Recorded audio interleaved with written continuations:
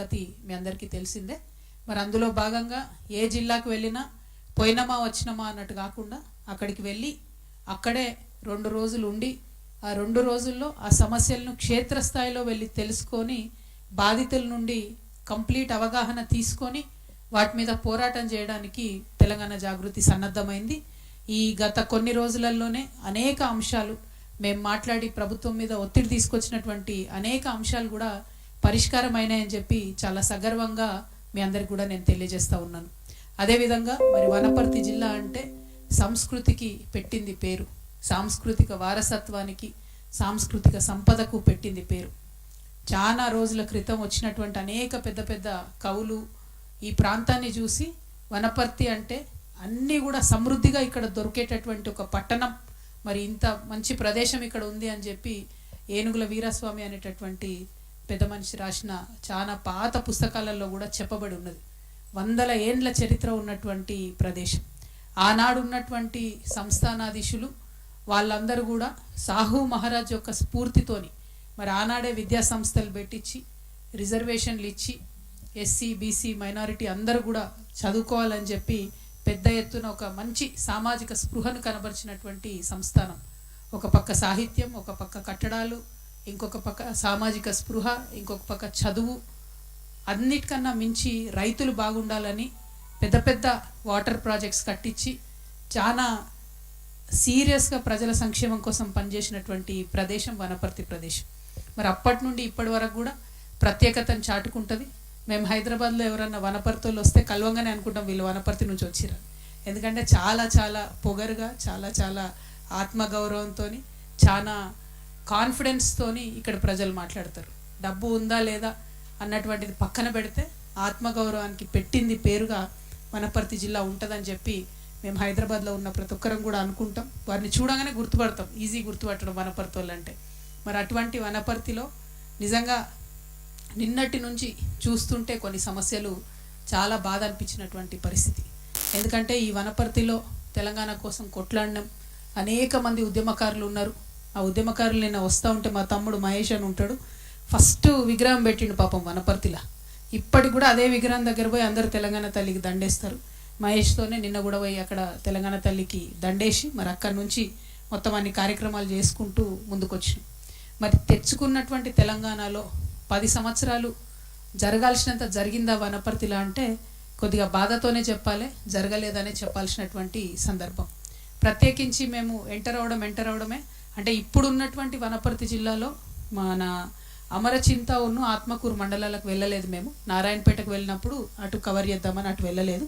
ఇప్పుడు మాత్రం దేవరకద్రలో ఉన్నటువంటి మండలాలు, అట్లనే మన పానుగలు, మన కొల్లాపూర్కి సంబంధించిన మండలాలు, వనపర్తి నియోజకవర్గానికి సంబంధించినటువంటి మండలాలన్నీ కూడా కవర్ చేసుకుంటూ వచ్చినాం. సీను రండి, ఇట్రండి, సీనుకు ప్లేస్ ఇవ్వండి అన్న, కూర్చోబెట్టుకోండి. మా నారాయణపేట జిల్లా అధ్యక్షుడు రండి. అయితే నిన్న ఎంటర్ అవడమే కొత్తకోట మండలానికి వచ్చినాం. కొత్తకోటలో చేనేత కార్మికులు వాళ్ళ పరిస్థితిని వెళ్ళి చూడడం జరిగింది.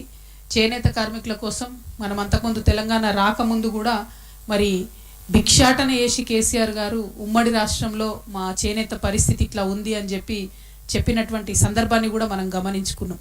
సో రాష్ట్రం వచ్చిన తర్వాత కొన్ని కార్యక్రమాలు చేపట్టుకున్నాం. ఒక్క చేనేత కార్మికుడికే కాదు, ఆయన దగ్గర ఉండే 2 హెల్పర్స్ కూడా కలిపి మన కేసీఆర్ గారు పెట్టినటువంటి పథకాలు ఉన్నాయి. కాంగ్రెస్ ప్రభుత్వం రాగానే ఆ పథకంలో చేనేత కార్మికుడికి ఇంకా 2 సహాయకుల దగ్గర ఒక సహాయకుడిని తీసేసి ఒక్కరికే ఇవ్వడం జరుగుతూ ఉంది. రైట్ నౌ మీరు చూసుకుంటే ఉమ్మడి మహబూబ్ నగర్ జిల్లాలో చేనేత భరోసా కింద దాదాపు 8,891 మంది జూలైలో దరఖాస్తు చేసుకుంటే, అంటే 2024 జూలైలో దరఖాస్తు చేసుకుంటే ఇప్పటి వరకు ఏ ఒక్కరికి కూడా సహాయం అందలేదన్నది వాస్తవం. అదేవిధంగా ఈ పథకం కింద మగ్గానికి ఒక్కొక్క కార్మికుడికి 18,000, సహాయానికి ఒక్కొక్కరికి 6,000 చెల్లిస్తారు. కానీ అందులో ఒక హెల్పర్ని తీసేసిండు, అంటే ఒక 6,000 డైరెక్ట్గా లాస్ చేసిండు. నిన్న పోయి నేను అక్కడ రాట్నం వడుక్కుంటూ కండలు చుట్టుకుంటూ కూర్చుంటే 3 లేనిది అసలు బేసిక్ వర్క్ కూడా చేయలేం. చేనేతలో 3 ఉంటేనే బేసిక్గా అన్ని వస్తువులు తయారవుతాయి. మళ్ళీ చీర నేసేటప్పుడు కూడా 2 మినిమం కావాలి. ఇవన్నీ ఆలోచించే బీఆర్ఎస్లో ఒక కార్మికుడు 2 హెల్పర్స్ అని చెప్పి ఫిక్స్ చేస్తే కాంగ్రెస్ రాగానే ఒక కార్మికుడు వేతనాన్ని తీసేయడం జరిగింది. ఇది చాలా అన్యాయం. వాస్తవ పరిస్థితుల్ని, క్షేత్రస్థాయిలో పరిస్థితులు చూసుకొని చేసుంటే బాగుండేది. ఇది చేనేత కార్మికులకు చాలా దుఃఖాన్ని మిగులుస్తుంది. 6,000 లాస్ అంటే ఒక చీర నేసిన కష్టం లాస్ అని అర్థం. ఒక చీర నేస్తే కూడా 5,000 వస్తున్నాయి, 6,000 వస్తలేవు. కాబట్టి ప్రభుత్వం దీని మీద ఆలోచన చేసి తక్షణమే ఇంకొక హెల్పర్ జీతం యాడ్ చేయాలని చెప్పి నేను డిమాండ్ చేస్తున్నా. అట్లానే మన వనపర్తి కాన్స్టిట్యున్సీలో 755 మంది చేనేత కార్మికులు దరఖాస్తు చేసుకున్నారు. వాళ్ళు ఎదురు చూస్తున్నారు సహాయం కోసం, వారికి ఇంతవరకు రాలేదు. అట్లానే ఉమ్మడి మహబూబ్ నగర్ మొత్తం కూడా కలిపితే దాదాపు 10 కోట్ల రూపాయల వరకు బాకీలు ఉన్నాయి. ఇది వెంటనే రిలీజ్ చేయవలసిందిగా ప్రభుత్వాన్ని నేను డిమాండ్ చేస్తూ ఉన్నాను. అట్లానే 2017 నుంచి 2024 ఏప్రిల్ వరకు చేనేత కార్మికులు తీసుకున్న ₹1,00,000 రుణం మాఫీ చేస్తామని చెప్పి ఈ కాంగ్రెస్ ప్రభుత్వం చెప్పింది. దానికి 33 కోట్ల రూపాయలు అవుతాయి. అది వెంటనే ఆ రుణమాఫీ చేయాలని చెప్పి నేను ప్రభుత్వాన్ని డిమాండ్ చేస్తూ ఉన్నాను. ఒక్క మన వనపర్తిలోనే దాదాపు 20-25 మంది వరకు ఆ రుణమాఫీ కోసం ఎదురు చూస్తున్నారు. రుణమాఫీ చేయాలని కోరుతున్నాను చేనేత కార్మికులకు సంబంధించి. అదేవిధంగా చేనేత కార్మికుల 8% పొదుపు చేస్తే ప్రభుత్వం దాన్ని డబుల్ చేయాలి, 16% యాడ్ చేయాలి. కానీ ఇంతవరకు ఈ 20 నెలల్లో, ఈ కాంగ్రెస్ వచ్చిన 20 నెలల్లో ₹1 అంటే ₹1 కూడా చేనేత కార్మికుల కోసం యాడ్ చేస్తలేరు. ఇది కరెక్ట్ కాదు. వారి దుఃఖం ఇంకా తీరలేదు, వారు ఇంకా కష్టాల నుంచి బయటికి రాలేదు. కాబట్టి ప్రభుత్వం చాలా సీరియస్గా చేనేత కార్మికుల మీద డిమాండ్ చేస్తూ ఉన్నాం. అక్కడ నుంచి కొత్తకోట నుంచి మేము కానాయపల్లి అనే గ్రామానికి పోయినాం. కానాయపల్లి గ్రామానికి మీ వనపర్తి పూర్వ ఎమ్మెల్యే మన రావుల చంద్రశేఖర్ రెడ్డి అన్న వాళ్ళ సొంత ఊరు. అక్కడ శంకర సముద్రం అనేటటువంటి ప్రాజెక్ట్ ఉన్నది. ఈ స్టోరీ మీకు నాకంటే ఎక్కువ తెలుసు. 20 ఏళ్ల నుంచి మీరు అనేక మంది మాట్లాడుతుంటే విన్నటువంటి స్టోరీ లాగున్నది. కానీ నేను ఒక 10 ఏళ్ల కింద అక్కడ బతుకమ్మ ఆడుకోవడానికి వచ్చిన. అప్పుడు అసలు ఈ సమస్య గురించే తెలియదు నాకు. బతుకమ్మ ఆడుకొని వెళ్ళిపోయినాం. చేస్తారు నాకు, మీరు వచ్చిపోయినారు 10 ఏళ్ల కిందట, మీరు వచ్చి ఆడిపోయిన ప్రదేశం అంతా మునిగిపోయిందని చెప్పి చెప్తున్నటువంటి సందర్భం. కానీ ఈ 10 ఏళ్లలో కూడా ఎంత దారుణం అంటే, తెలంగాణ వచ్చిందే ఇట్లాంటి భీమా, నెట్టెంపాడు, కల్వకుర్తి పెండింగ్ ఉన్న ప్రాజెక్ట్స్ ఫినిష్ చేయడానికి. ఈ కానాయపల్లి అనేది భీమా ఫేజ్ 2లోకి వస్తుంది. దాన్ని ఒక 500 మీటర్స్ బండ్ పెంచాలి. ఆల్రెడీ 2004-05లోనే ఆ ఊర్లో ఉన్న వాళ్ళందరికీ కూడా కాంపెన్సేషన్ ఇవ్వడం జరిగింది. ఓన్లీ రీహాబిలిటేషన్ R&R కాలనీ కట్టియాక మాత్రం 20 ఏళ్ళు అవుతుంది. ఆ 20 ఏళ్లలో కూడా ఘోరం ఏంటంటే, గేట్లు అధికారులు ఇష్టం ఉన్నప్పుడు ఎత్తుతారు, ఇష్టం ఉన్నప్పుడు ఆపుతారు. దాంతో నీళ్ళన్నీ వెనకకు తట్టి సగం ఊరికి నీళ్ళు వస్తున్నాయి. నిన్న చూసిన వీడియోస్ కూడా ఉన్నాయి నా దగ్గర. ఇంటి నిండా పాములు, పిల్లల్ని పెట్టుకొని అదే పాములు ఉన్న ఇంట్లో ఉండేటటువంటి పరిస్థితి ఉంది. చాలా దారుణంగా ఉంది. నేను ఒకటే డిమాండ్ చేస్తూ ఉన్నా, ఆ ఊర్లో 18 సంవత్సరాలు దాటినటువంటి వాళ్ళు ఇప్పటికీ 450 మంది ఉన్నారు. వాళ్ళందరూ కూడా ప్రభుత్వానికి కాంపెన్సేషన్ ఇవ్వాలి. ఆ ఊర్లో 20 ఏళ్ల కింద సర్వే చేసినప్పుడు కూడా అప్పటి నుంచి ప్రజలు చెప్తున్నారు, ఒక 30-35 మందిని ఇడిచిపెట్టి రాయ బాబు మీరు అని. ఏ ప్రభుత్వం సర్వే చేయలేదు, బీఆర్ఎస్ సర్వే చేయలేదు, కాంగ్రెస్ చేయలేదు. 30-35 మంది ఎవరైతే వదిలిపోయినరో వాళ్ళని కూడా అందులో ఇంక్లూడ్ చేసుకోవాలి. అట్లనే మన అవుట్ సైడ్ ద సిటీ, అంటే పనికి అట్లా ఇట్లా పోయిన వాళ్ళు 100 మంది ఉన్నారు, వాళ్ళని కూడా కాంపెన్సేషన్లో ఇంక్లూడ్ చేసుకోవాలి. అన్నిటికన్నా ఘోరం ఏంటంటే, అదే ఊర్లో మేము వచ్చేటప్పుడు చూసుకుంటూ వచ్చినాం, రోడ్డుకి ఇవతల పక్క వాళ్ళకు ఒక 350 ఆల్మోస్ట్ 3.5-4 ఏకర్స్ అయింది. అది ఎన్ని ఏకర్స్ ఇచ్చిరు? 22 ఏకర్స్ ఏమో ఇచ్చిరు ల్యాండ్. ఇస్తే రోడ్ మీదకి ఇచ్చిరు. ఇస్తే అందులో సగం మళ్ళీ అదే ఊరికి సంబంధించిన నాయకులు పోయి కబ్జా చేసుకుంటూ ఇప్పుడు వీళ్ళకు పోదామంటే కూడా ఇక్కడ లేనటువంటి పరిస్థితి. ఆ గ్రామస్తులందరూ ఒకటే కోరుతున్నారు, ఈ ప్రాజెక్టు శంకర మహాసముద్రం అనే ప్రాజెక్టు ఫినిష్ అయితే ఇంకా 40,000 మందికి నీళ్ళు వస్తాయి, 40,000 ఎకరాలకు నీళ్ళు వస్తాయి. ఇప్పుడు ఓన్లీ 12,000 ఏకర్కి వస్తుంది, ఇంకా 40,000 ఏకర్స్కి వాటర్ వస్తుంది. సో వాళ్ళు మాకు ఒకటే చెప్పారు, ఇంకా మేము లేచిపోతే, మా ఊరు లేచిపోతే చాలా మందికి నీళ్ళు వస్తాయి, కానీ మేము లేచిపోదామంటే మాకు ఎక్కడ ఇల్లు లేదని చెప్తారు. నేను ఒకటే డిమాండ్ చేస్తున్నా, ఎట్లయితే మల్లన్న సాగర్లో డబుల్ బెడ్రూమ్ ఇండ్లు కట్టించిచ్చిరో, ఎట్లయితే మిడ్మానేర్లో డబుల్ బెడ్రూమ్ ఇండ్లు కట్టించిచ్చిరో, అట్లనే ఇక్కడ ఉండేటటువంటి కానాయపల్లి శంకర సముద్రం కింద నిర్వాసితులైనటువంటి గ్రామస్తులందరికీ కూడా డబుల్ బెడ్రూమ్ ఇండ్లు కట్టించి తక్షణమే వారిని అక్కడికి పంపించాలని చెప్పి నేను డిమాండ్ చేస్తున్నా.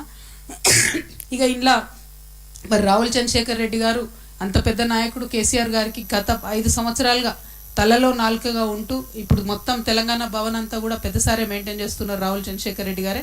మరి ఒక 2-3 ఏళ్ల కింద వారు ఒక్క మాట చెప్పుంటే ఈ గ్రామం పరిస్థితి వేరే ఉండేదని చెప్పి నేను మనస్ఫూర్తిగా నమ్ముతున్నా. రావుల చంద్రశేఖర్ రెడ్డి గారు ఇప్పుడన్నా మరి ఇప్పుడున్న ప్రభుత్వం మీద ఒత్తిడి తీసుకురండి, ఎందుకంటే మీ మాటకు వేటేజ్ ఉంటుంది.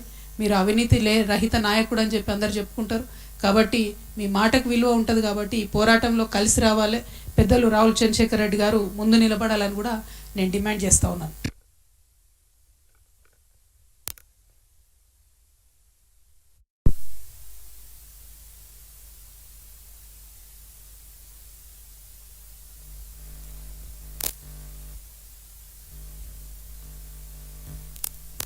రైతుల భూములు మునిగిపోయినాయి.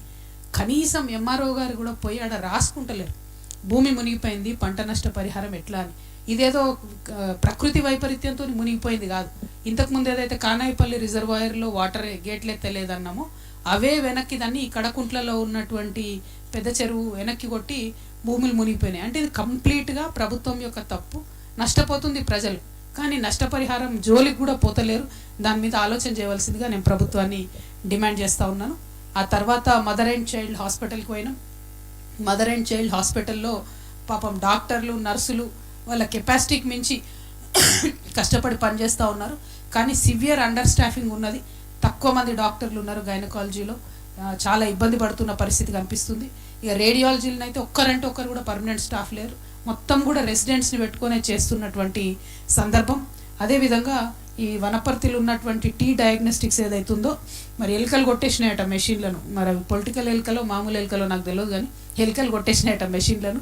అవి పనిచేస్తలేవు. దాంతో ఏం జరుగుతుంది, ఇక్కడ టెస్ట్లకు దాదాపుగా 2,000 మంది యావరేజ్గా టెస్ట్లు ఇస్తే అవన్నీ కూడా మహబూబ్ నగర్కి పోతున్నటువంటి పరిస్థితి. డిలే అవుతుంది. దాంతో ప్రైవేట్కి పోవాల్సిన పరిస్థితి వస్తుంది.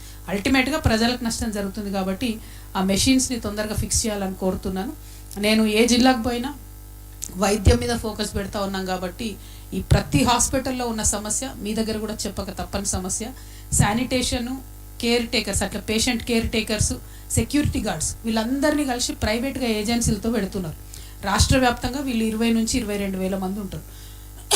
వాళ్ళకు జీతాలు రాక 3 నెలలు అవుతుంది. ఆ జీతాలు రాకపోతే వాళ్ళు కనీసం యూనిఫామ్ కూడా ఉతుక్కోలేని పరిస్థితులలో ఉన్నారు. కాబట్టి వీళ్ళనైతే రెగ్యులరైజ్ చేయాలి. ఎందుకంటే వైద్యం మీద ప్రభుత్వం దృష్టి పెట్టదలుచుకుంటే వాళ్ళని ఖచ్చితంగా రెగ్యులరైజ్ చేయాలి. చేస్తే వాళ్ళు రెగ్యులర్ ఎంప్లాయీస్ లాగా జీతాలు సరిగ్గా వస్తాయి. కాబట్టి పేషెంట్లు ఇబ్బంది పడకుండా ఉంటారని చెప్పి నేను భావిస్తూ ఉన్నాను. ఇంకా ఆ తర్వాత అక్కడి నుండి వచ్చి మేము ఏమైనా పోయి నాకు గొంతు నచ్చలేదా మీకు? బంజాయవా కాసేపు? వేడిగా ఉందన్నా? బంజాయబా?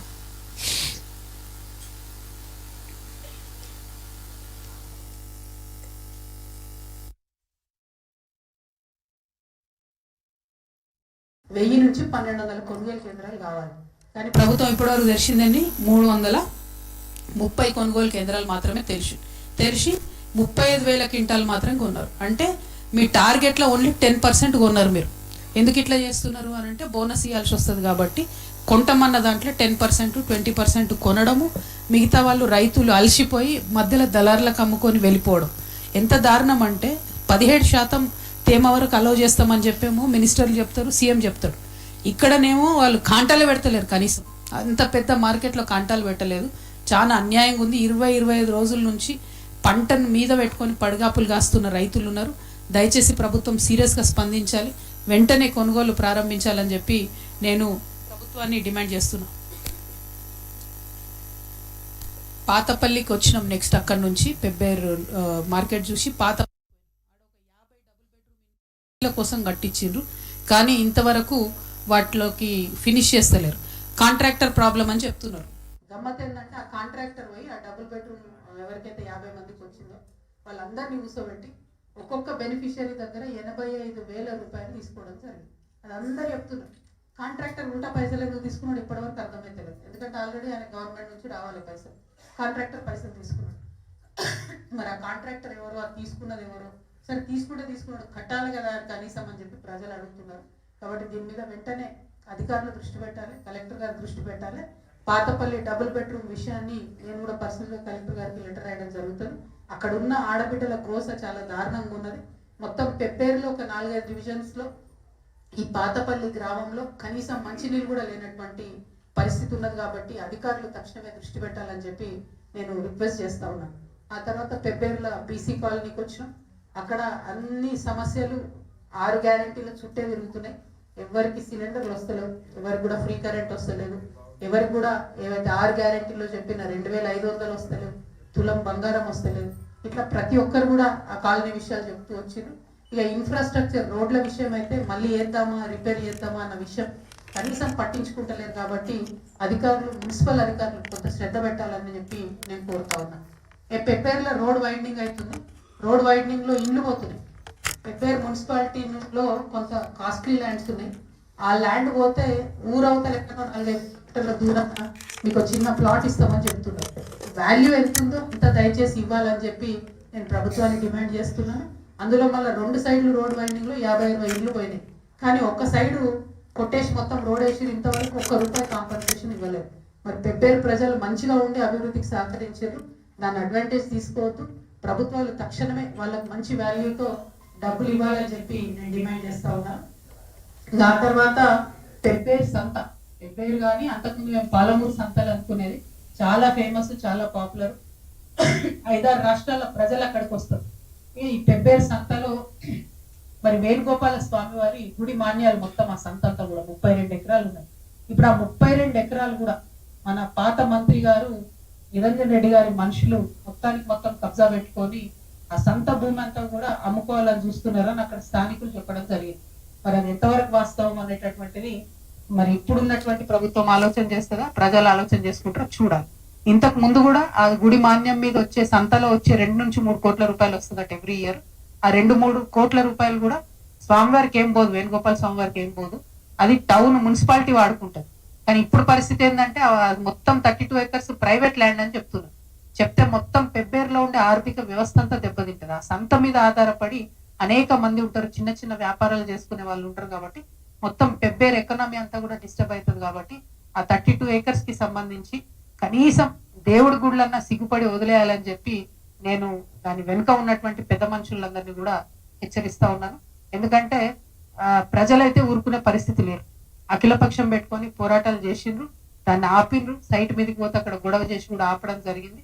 కాబట్టి ఇది డెఫినెట్ గా ప్రజల నుంచి వస్తున్న విషయాన్ని హెచ్చరికగా భావించి ఆ కబ్జా కోర్లను సపోర్ట్ చేయడం పెద్ద పెద్ద నాయకులు బంద్ చేసుకోవాలని కూడా ఈ సందర్భంగా నేను డిమాండ్ చేస్తా ఉన్నాను. అట్లనే డంపింగ్ యార్డ్ పెబ్బేరులో తీసుకుపోయి మోడల్ స్కూల్ పక్కన పెట్టారు. పక్కనే స్కూల్, పిల్లలకు ఇబ్బందిగా ఉంది. దాన్ని దయచేసి తొలగించాలని కోరుతున్నాం. పెండింగ్ బ్రిడ్జెస్ ఉన్నాయి. ఇంట్రెస్టింగ్ ఉంది యాక్చువల్లీ. పెబ్బేరు నుంచి శ్రీరంగస్వామి టెంపుల్ పోయే తొవ్వంతా కూడా దాదాపు 11 బ్రిడ్జిలు ఉన్నాయి. అన్ని బ్రిడ్జిలు ఫౌండేషన్ వేసి పెట్టేసిండ్రు. మరి కాంగ్రెస్ ప్రభుత్వం దాన్ని కొనసాగిస్తలేదు. గవర్నమెంట్ అంటే ఏదైనా కంటిన్యూస్ ఉండాలి, ప్రజలకు ఇబ్బంది కావద్దు. దయచేసి దాన్ని కొనసాగించాలని చెప్పి నేను గవర్నమెంట్ ని కోరుతా ఉన్నాను. అదేవిధంగా మరి వనపర్తిలో కూడా సేమ్ స్టోరీ చెప్తున్నారు, కబ్జా స్టోరీ మార్కెట్ కి సంబంధించి. మరి కబ్జాలు ఏందో ఈ గోల్ ఏందో నాకు అర్థమైతలేదు. అది దీని గురించి ఎంక్వైరీ చేస్తా ఉంటే మీ జర్నలిస్టులకు ఇచ్చిన ఇండ్లు కూడా మళ్ళీ ఇప్పుడు వచ్చిన గవర్నమెంట్ కూడా తీసేసుకుందని చెప్పి తెలియజేస్తా ఉన్నారు. జర్నలిస్టులకు ఓన్లీ 2 దగ్గరలో నాకు తెలిసి ఇచ్చినాం. మా నిజామాబాద్ లో ఒకసారి 5 ఎకరాలు ఇచ్చినాం మేము. ఇస్తే దాన్ని కూడా ఇప్పుడు గవర్నమెంట్ రాగానే రద్దు చేసేసింది. ఇక్కడ ఒక 84-90 మందికి ఇస్తే ఇక్కడ కూడా గవర్నమెంట్ రద్దు చేసిందట. కాంగ్రెస్ గవర్నమెంట్